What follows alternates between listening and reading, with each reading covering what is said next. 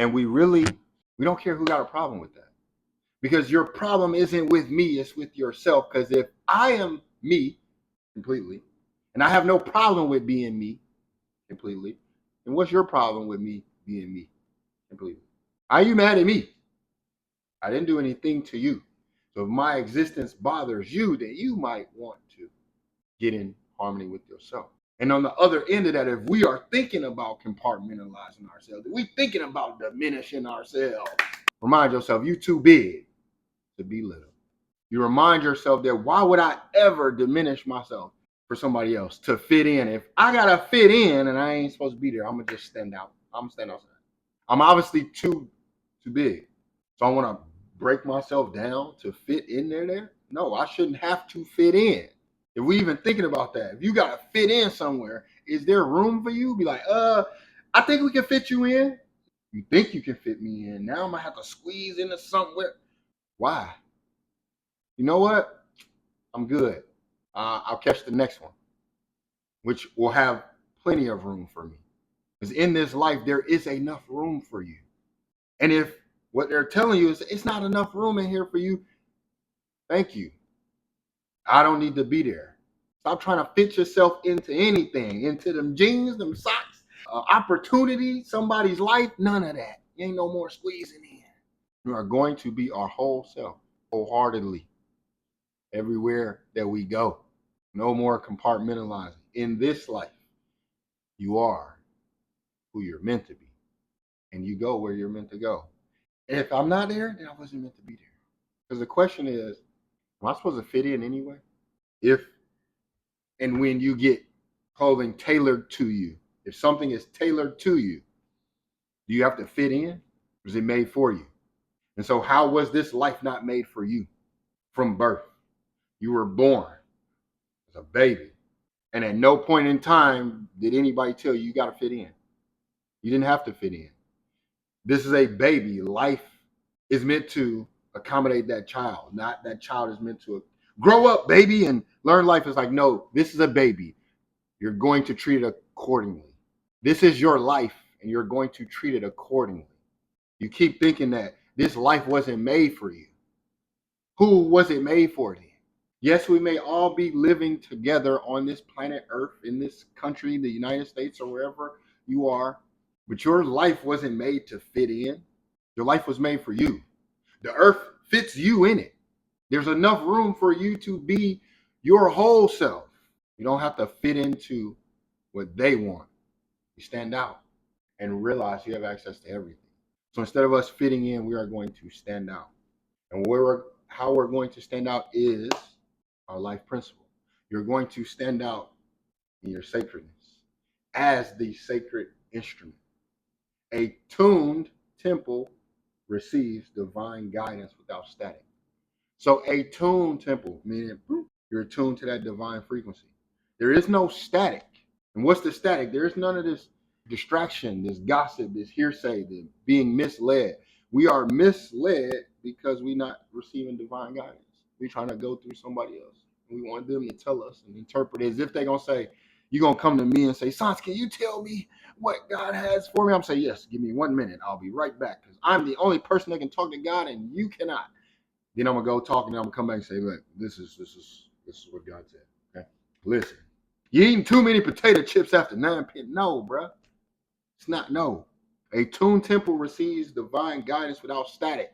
Meaning, when you attune yourself, you don't need no middleman. You don't need somebody to tell you. You can read a different language and understand what it's saying. And you never knew the language before in your life. I'm telling you. I'm telling you. Because you may not have experienced it. I'm not telling you so you'll believe me. I'm telling you so you don't believe me and you go prove yourself right. Yeah, right. Let me go try this. Let me pick up a book I ain't never read in my life and see if I can understand. How did I know what that meant? How did I comprehend what that was saying? When you tuned, you receive. A tuned temple receives divine guidance without static. So if there's static, if there's misunderstanding in the message, then maybe you're not tuned to the right station when you're receiving that static. Just like we in a car on a road trip, you go from one area to another area. There's that middle ground where you're hearing 2 stations at one time. Can't make out what is being said clear. You tune that radio, and now, boom, you picked up the right frequency. It comes through clear as day. You hear exactly what the radio station is playing or broadcasting without the static, without the double feed. So if we have that double feed, that we have the static, we cannot clearly hear the message, then we're simply not tuned to the right frequency. That don't mean you just go give up and my life is over, throw it all away. No, it simply means, I just got to tune to the right frequency. You don't rip the stereo out the car and throw it out the window. No, you tune it. And we are here to tune our life. Too many times people have given up, given away. Instead, they could just tune, calibrate. Why? We got to remind ourselves that we are capable of more.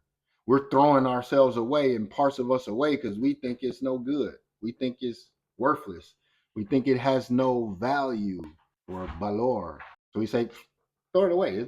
I don't need it. It's no good. I can't use that. No, it's not. Remember, all will be renewed. All can be renewed and restored. Your phone, your electronic devices, they out of whack. They say we recalibrate them. Your car rebalanced, realigned. But you in your life, no, there's nothing we can do. Sorry, you're just a wretch. There's nothing. Throw them away. That's not true. You are not fragmented. You are whole. You're not the pieces. You're the whole thing. If our body is the drum and our mind is the rhythm, then allow our spirit to be the dance. But I don't like to dance and I don't want to dance. You better learn how to dance. You better allow yourself to flow. Because what is dance besides movement? Say that's a good dancer and that's a bad dancer. The only bad dancer is one who doesn't dance. So the only bad life is one that is not lived. How do we not live our lives? To live, we are listening, inviting, verifying, expressing. So to not live, we just follow society. We don't do what our soul is asking, what our heart is telling us to do. We follow another person's blueprint, what they telling us how we can get rich quick this time. Anytime we hear get rich quick, we should think get broke faster. Because if I get anything really quick, it's going to be gone just that fast. So we want to be reminded that it's going to take time to harmonize. It takes time. Allow yourself to go with that flow, right? Because when all parts of you are in tune, you tapped in, and you're moving in that divine frequency. And there's no questions, right? Because by the time you're thinking of a question, the answer is being presented and you're seeing how to do it. So you spend more time expressing and experiencing. Because that's truly what we have not been doing enough of. We haven't been expressing and experiencing. Or maybe we have expressed, but we don't allow it to create a new experience.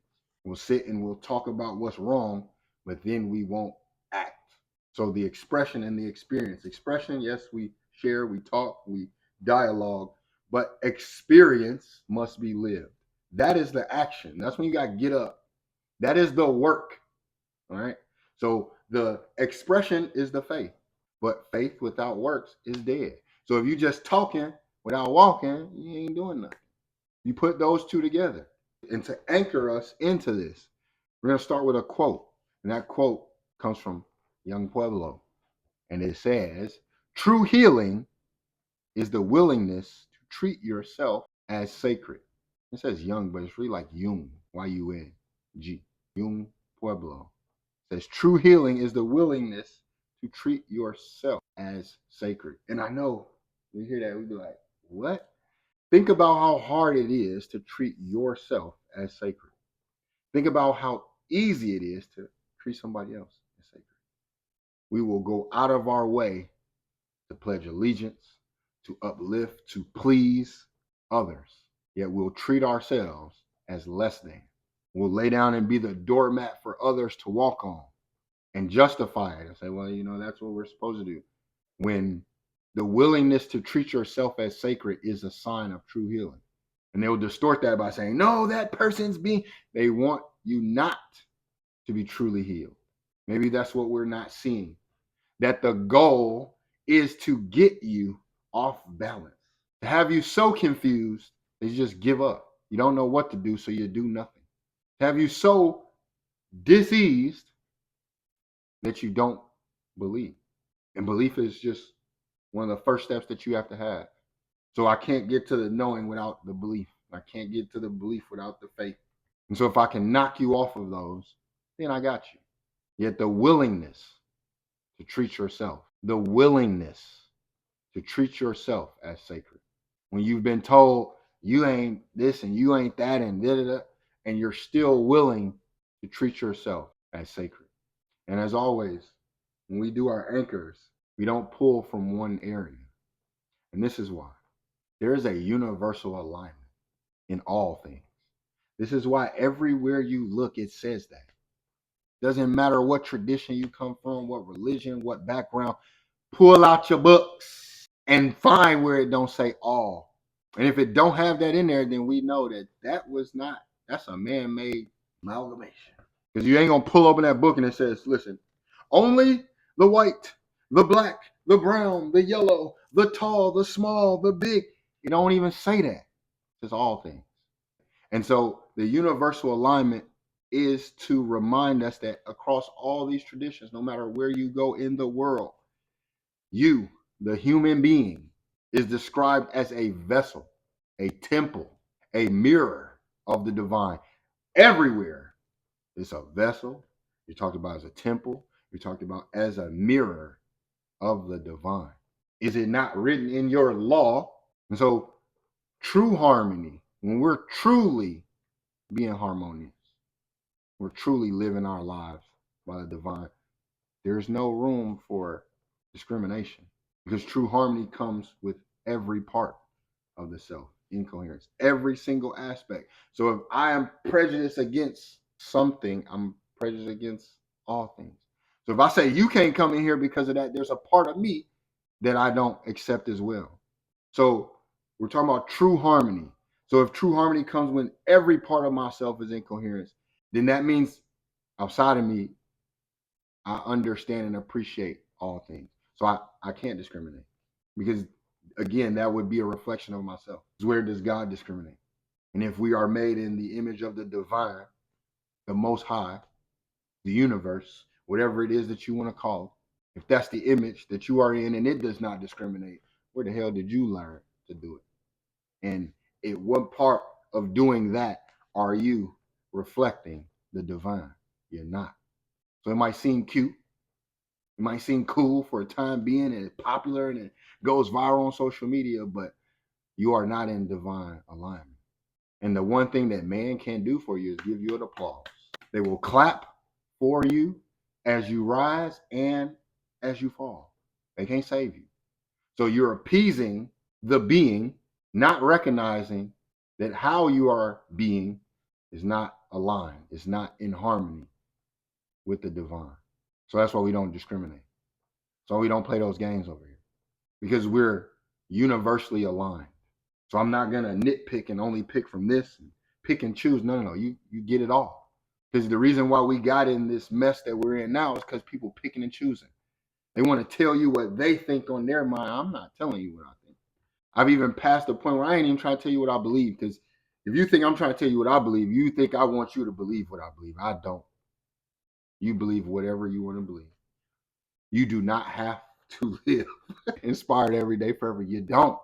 Okay, but when you know, now that's a difference. When you know, then you act accordingly. Don't they say when you know better, you do better? It didn't say when you believe more. It didn't say if you are faithful enough. It says know better, do better. It didn't say know more, do more. It says know better. When you understand the concept of to know, then you start to align yourself. In this knowing, this is where we speak from. And we know that there is a universal alignment. Because Buddhist teaching tells us that health is the greatest gift, contentment, the greatest wealth, faithfulness, the best friendship. Comes from the Dhammapada. Health is the greatest gift, contentment, the greatest wealth, faithfulness, the best friendship. And I'm going to tell you right now, it is in the perverse way that we were taught those words that you're going to think about it. You're going to think about health in the way that you have been taught about health through society. You're going to think about contentment and wealth through the way that you were taught contentment and wealth. You're going to think faithfulness and friendship in the perverse ways you were taught that. And all I ask is don't stop there. Go outside of that. It's just deeper than that.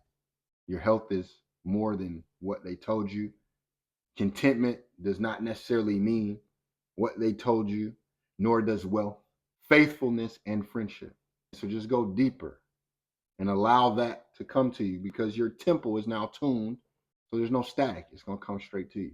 In Vedic teachings, they tell us, specifically in the Isha Upanishad, it says, he who sees everything as nothing but the self and the self in everything, such a seer withdraws from nothing. He who sees everything as nothing but the self. So that tree out there is nothing but the self. The grass, the sky, the cars, the animals is nothing but the self. And the self is in the tree, the grass, the sky, the dog, the cat, the rabbit, the bird.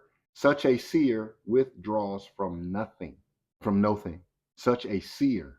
Are we a seer or a sayer? Can you see or do you just say?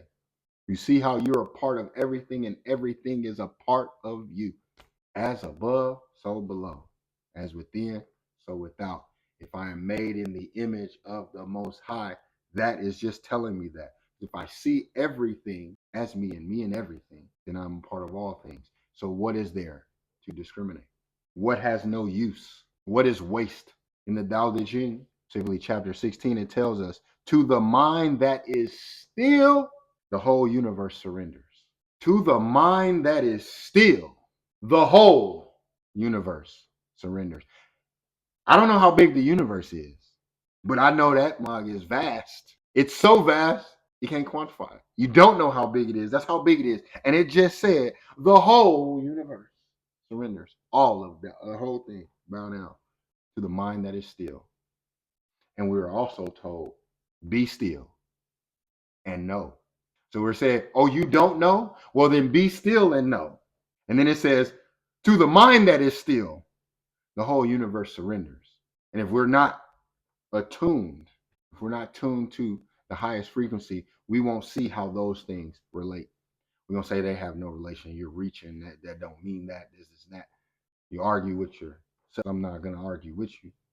I'm not even trying to get you to believe in anything. Again, such a seer. Can you see or not? Do you feel or not? Can you hear or not? This is the only question that you're being asked, because it will be presented to you how it needs to be. In Christianity, specifically in Corinthians chapter 6, verse 19, it says, and I love this, it says, what? Question mark, literally. What? This is how I read it. What? Know ye not that your body is the temple of the Holy, which is in you, which ye have of God, and ye are not your own? It starts off with what? You don't know that your body is the temple and the Holy Ghost is in you, and you have that which is from God, and it is not your own? What? Somebody, what's wrong? That's how it felt when I read it. Like it was, the first is what? A question, like it's questioning you. Know ye not? You don't know? Your body is the temple of the Holy Ghost, which is in you. Where is that? Where? In you. Not on you. In you. Who said? Ghost. I'm afraid of yourself. The Holy Ghost, which is in you, which ye have of God, which ye have of God, which ye have, which you have of God from the Most High. That's what's in you. And ye are not your own. You are not your own. I know you thought that, but you're not. What? The issue is that we don't know. It says know. Didn't say believe. It comes to a certain point where the believer is a knower. And you ain't arguing with nobody. Because we ain't arguing about what you believe. You can believe anything. But there are only certain things that you will know. You will know the truth and discern the lie. But that one hit me. It's our intention to give you these scriptures, these verses, in as pure form as we can get them. And so if you hear it and it says, do you know that your body is a temple of the Holy Spirit within you? That's a question. If I ask you a question, you're going to ponder. You're going to say, do you? And then you're going to say, no, I don't. And then that'll allow me to provide the explanation for you. That's New Age speak. We don't do that. Okay, we're tapping back into the foundation of it all, tapping back into truth. And when you tap back in and you go as far as you can go back, this is how it comes out. It says, what? Know ye not? That is different than me asking you, do you know? You're going to say, no. Know ye not? You got to think, do I not know? Do I not know this?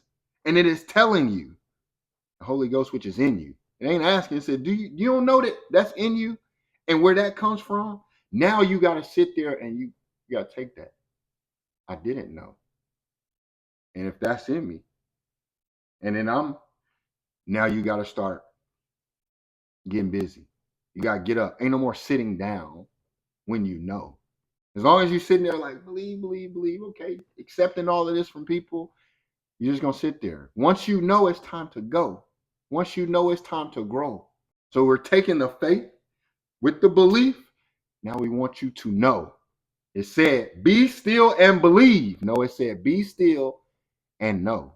So it's time to move into the knowing where we start growing. And if you are growing, do you got time to worry about yesterday when you were stagnant? Do you got time to worry about tomorrow, what you might be at when you're done? No, you're growing. The only thing that matters is that growth, that right now, the continued elevation. You're not worried about yesterday when you was stuck, and you ain't worried about tomorrow where you're going to be. You're growing. I know this moment right now, and that's it. That's all. And I just want to give a shout out to this community that's emerging, because it was one of my listeners that tapped in last week and gave me what they may have thought it was random, but I found the gem that I'm providing today. And it comes from Ecclesiastes chapter 3, verse 11. And they sent me Ecclesiastes. And I was like, what the? Blew my mind. Was stuck on that for a minute. But the verse that we have to back this up comes from Ecclesiastes 3:11. It says, he hath made everything beautiful in his time. Also, he hath set the world in their heart, so that no man can find out the work that God maketh from beginning to end. You ain't gonna know from beginning to end. This is why you just be focused on your life. Be focused on the right now. Stop trying to find out all the questions to the universe, because you ain't gonna know that. It's not meant for you to try to look outside of yourself for all the questions, because the answers are in you. And so in that first part, he hath made everything beautiful in his time. Also, he has set the world in their heart. He has set the world in their heart. God already placed the eternity in your heart. It's already placed there. Question is, are you tuned in to be able to hear it? No? Can you hear the rhythm? Then you're not tuned in. Tune your temple to hear its rhythm, because and a kind proverb is going to back that up. See, all these things, they support each other. It says the body is the harp of the soul. The body is the harp of the soul. So our physical body is the instrument through which our spirit plays. So if our physical body is the instrument through which our spirit plays, then we got to stay tuned. Stay tuned. Stay tuned. After all your shows, they say, stay tuned. What that means for you, you're like, oh, I'm tuned in. I'll be here for next week, and I know what happened on the week before because I'm tuned in. I'm on the frequency. They say, stay tuned in. Next week, we're saying, stay tuned in to your life, because that old life is going to make way for the renewed life. living inspired every day forever. You have to stay tuned in. Just like you didn't miss one of them shows. Nowadays we can binge watch. You're lucky. You can watch 8 seasons in one day. Nah. See, it used to be where you had to wait till next week or 2 weeks to be continued, and you waiting. Now everything just comes so easy, right? But you had to stay tuned in, and you didn't miss an episode. Stay tuned in so you don't miss your life. The most important show that's going on is cliffhangers, it's to be continued. They got reoccurring characters, and yet you don't want to pay attention. You want to tap out and tune in somewhere else. No, you have the hottest show on the hottest network to ever exist, but you pay attention to what they're doing, and so you say, no, they got a great show over there.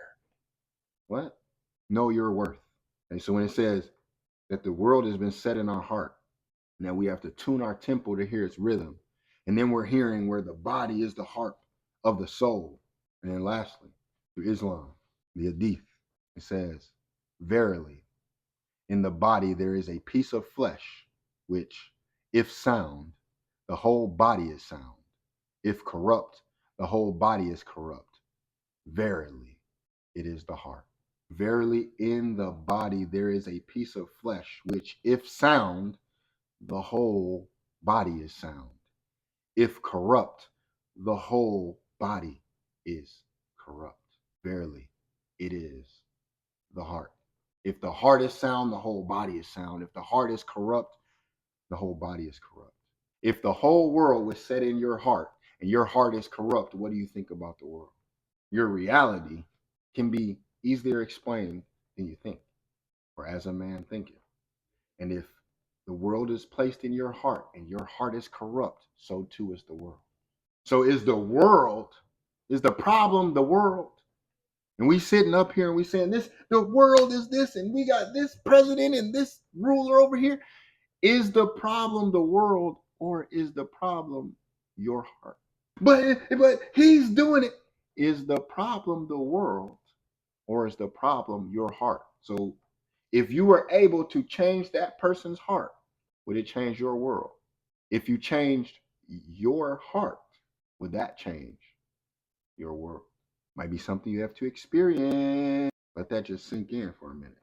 Because again, we talk about others so much that if we recognize that our own heart is the cause for a lot of this, that if the heart is good, the whole is good. The heart is corrupt, the whole is corrupt.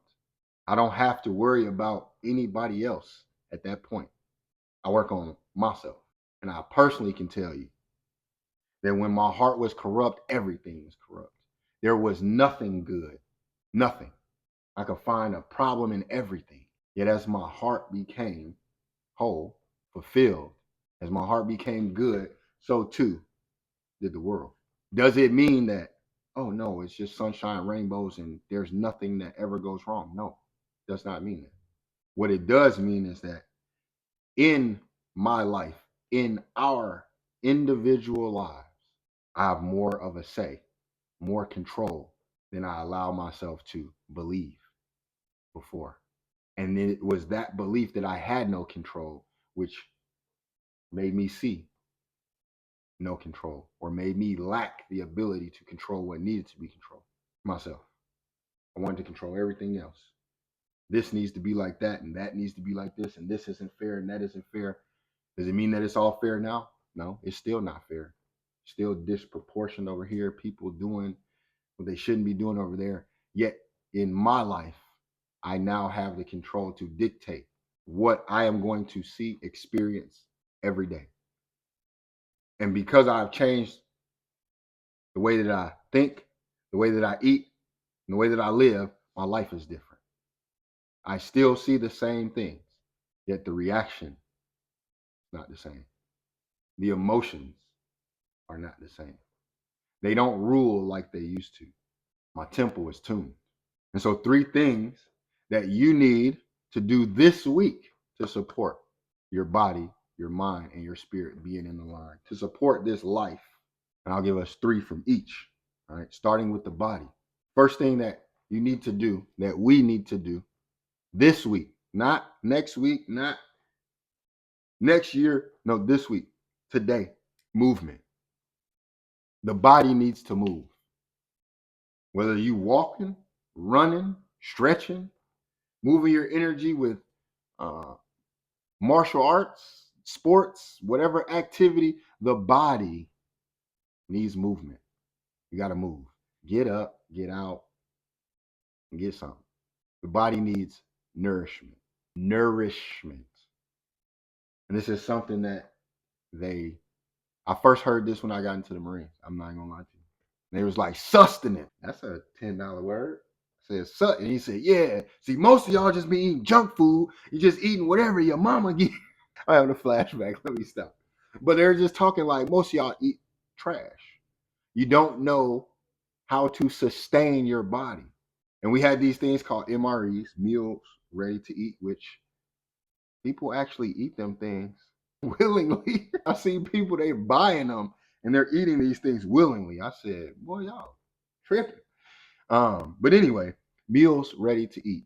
And even though they weren't necessarily like real meals, everything seems to be artificially produced nowadays. But even though they weren't like real meals, like you didn't have there wasn't a real hamburger in there or chicken breast. It was like, red meat or whatever.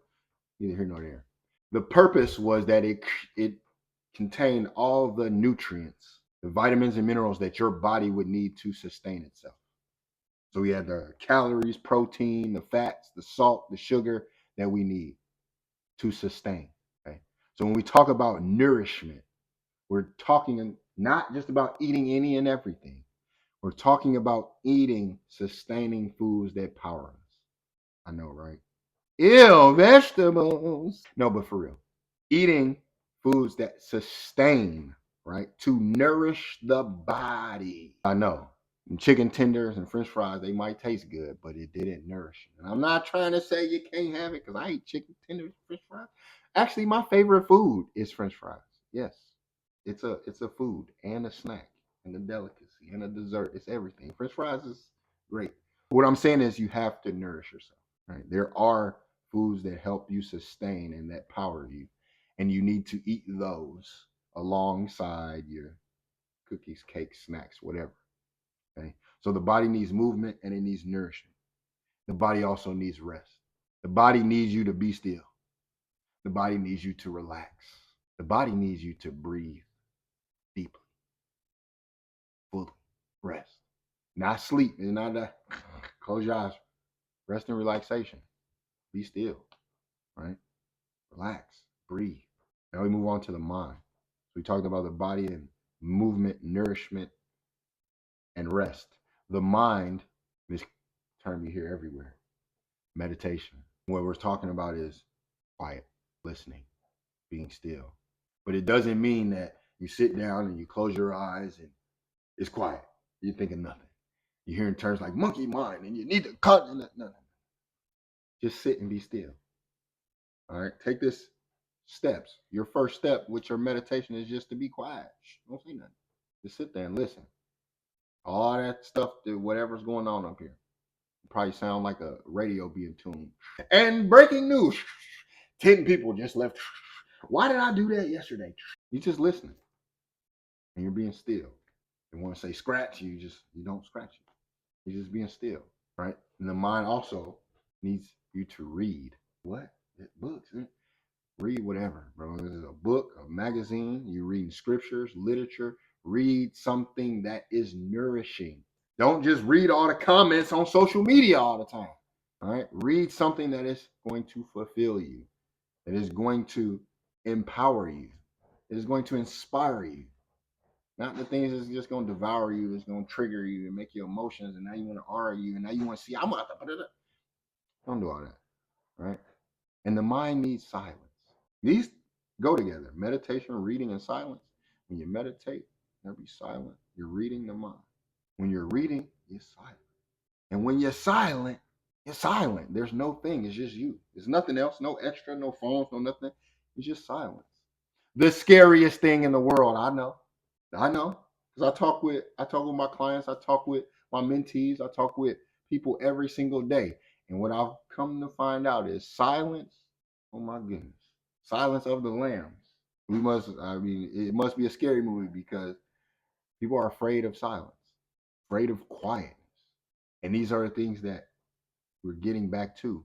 And so the body needs movement, nourishment, and rest. The mind, meditation, stillness, peace, listening, reading, silence. The spirit comes with prayer. What we mean by prayer is ask, profess, confide. This is what the spirit is what it needs. Prayer is not just, please God, give me this thing. I need it. Please just give it to me and I won't ever ask again. That ain't prayer. I'm sorry. If that's what you've been doing, then that's why it's a lot of atheists out here. They don't know what these things are. So they don't know how to ask, and then they think that they don't receive. So now they don't believe and they swear that they know. And then but the spirit needs prayer. Spirit also needs you to journal. Why? Because when you're journaling, that is you talking from your spirit. You ain't thinking about it, doing all this. You're just writing, you're expressing. And in that moment, you are reflecting. In that moment, you are reminded. In that moment, you return. This is why journaling is important. Because 5 days, 5 years, 5 minutes, whatever, when you go back into that journal, you are going to reflect. You are going to be reminded and you're going to return. Without that, you're going to wonder. And then you're like, did it happen that way? I don't know because I can't remember. We're trying to pull on the mind when the spirit assists the mind assists the body, and all of us are aligned together. So prayer, journal. And then your spirit needs acts of service. Do what uplifts the soul. So what if they don't want to do it? Who cares if they don't want to go? You do it. You do it. And that reminds me of, I think it's say it with your chest, DTX. If I'm getting that right. If not, I will correct it after this. I'll make sure that they get their proper respects. But there is a non-profit that I got aligned with in Dallas, Texas. And the whole thing is this creating care packages for the homeless. And I'm saying this because I didn't even know this was the active service for me. I pulled up there one day. I was like, what they doing over here? Oh, we making bags for the homeless. People donate supplies. We fill up these Ziploc bags. It's like a little party. Music playing. There's food. Everybody in there. We filling these bags up, put them in a box. Then when everything's done, we take a box. And now when you're riding around wherever you are, you see somebody that's homeless, you have this care package that you can give them. It had like Kleenex, water, hand sanitizer, snacks. Like it had a lot of stuff that they could use. And it wasn't until that I got aligned with this nonprofit and its founders that I was like, damn, this uplifts my soul. The first time that I was like, I had them in my truck for so long because it was like I wasn't giving them away. And then I must have pulled up at a stoplight and I had no choice because the person was right there and they was like, hey, do you have any? They wouldn't even ask for money. I said, hey, can I give you this? Can I pour that Ziploc bag with that stuff? And their eyes just lit up. For me? Really? What? They was sitting on the side of the road. It was Christmas, picking through all this stuff. Like, oh my God, I can use this. And I was like, damn, that was an act of service that uplifted my soul. But guess what?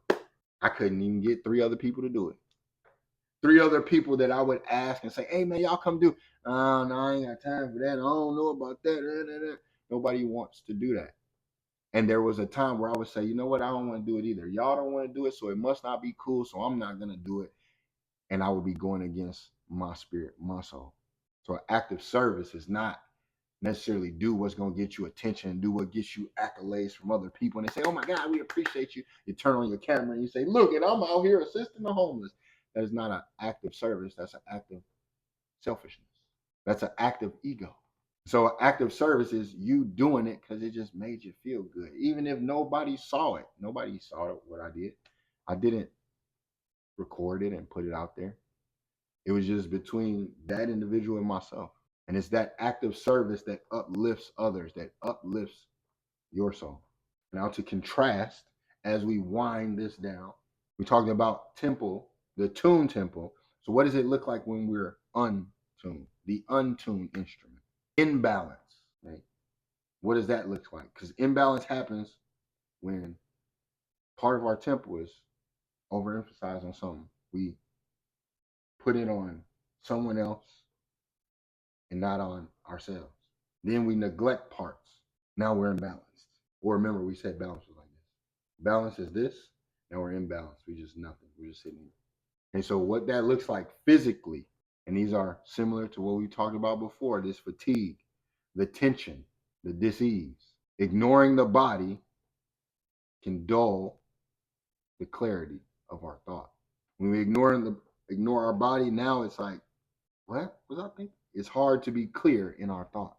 If we neglect our mental, we have brain fog, indecision. We feel overwhelmed. Because when we overwork the mind, we silence the spirit.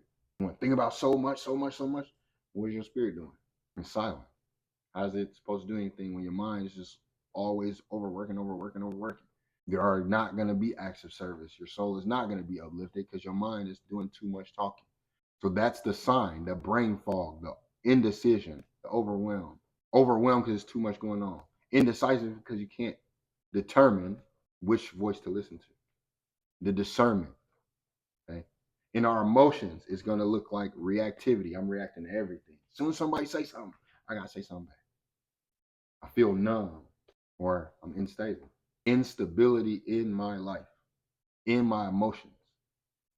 Because as we neglect the heart, we make the spirit restless. The spirit is going to do what? It's going to speak. It's going to come out. It's going to say, hey. You just got to know what it's saying. Are we able to hear the rhythm? Your spirit speaks. Your soul been talking to you. It's been trying to send you signs. All right, okay. Keep playing. And we may not be listening. These signs appear in our physical being. They appear in our mind. They appear in our emotions. And they appear in our spirit when we're feeling disconnected or purposeless. I got no purpose. Why am I even here? That's how you know you in balance. That's how you know your spirit is yearning because it's asking these questions. Seek first. So where are you out of tune? In which one of those areas are you out of tune? Is it physical fatigue? Are you mentally, emotionally, spiritually? And which part of your temple needs realignment this week? We don't want to wait till later. Don't put off tomorrow what we can do today. Now that we contrast, let's take the leap forward with our LiEF protocol, putting inner coherence in action, right? So the first step, we're going to locate in order to listen. So we locate right now, where do I feel out of tune? Is it in my body? Is it in my mind, my heart, or my spirit? Right now, where do I feel out of tune? And then you want to listen and notice without trying to fix it. Don't try to fix it right now. Nope, don't judge it. Just listen to it. Where right now do I feel out of tune? And then we're going to engage that. What is this disharmony teaching me? If I'm out of tune in my heart, what is it teaching me? What need is unmet right now? And then we invite by welcoming the message. When you ask what need is unmet, what is this disharmony teaching me? You welcome that message. You allow it to come in. You don't get out of here. That's stupid. That don't make no sense. Choose a gentle response. Okay. Lean into it. And we anchor in. Put a hand on our heart. Put a hand on our head because we're talking about logic and love. And I anchor in harmony. My temple is tuned to divine frequency, our affirmation. So we anchor in by affirming. And we verify that through the confirmed, aligned, non-extreme choices that we are now making. Remember, we're not emotionally reacting no more. We're not overwhelmed and indecisive. So the verification comes through our next steps. So we propel with that next step by declaring today, I walk in harmony by blank. That's where you enter what you are going to do to walk in harmony. And then you express that by taking the aligned action. You express it with your experience, with your life, by doing something. So we don't just go through this, figure it out, and then sit down. We figure out what it is, express that, and then create that new experience. Get up, go do it. Practically apply these things so that you can experience, right? And then to close this out, we go to our Q&A and our closing charge. So these are the 3 questions that I want you to think about post discussion, right? That you think about in your life on your own throughout the week, throughout the month, however you need to go through it. But these are the 3 questions we want to take and move further with. Numero uno, number 1, E. What does it mean to you to treat yourself as sacred? What does it mean to you to treat yourself as sacred? Have you ever even thought about that? Number 2, uno, dos, y, r. Where do you notice the greatest? Where do you notice the greatest disharmony? Is it in your body? Is it in your mind? Is it in your emotions or your spirit? Where do you notice the greatest disharmony? And number 3, what divine frequency would your life broadcast if all dimensions were perfectly tuned? What divine frequency would your life broadcast if all dimensions were perfectly tuned? And then to follow up on that, what one action will you take this week to bring your temple back in tune? So what is the divine frequency if you were perfectly in tune? And what will you do? What one action will you take to bring yourself back into tune? And in closing, let us reaffirm our affirmation. My temple is tuned to divine frequency.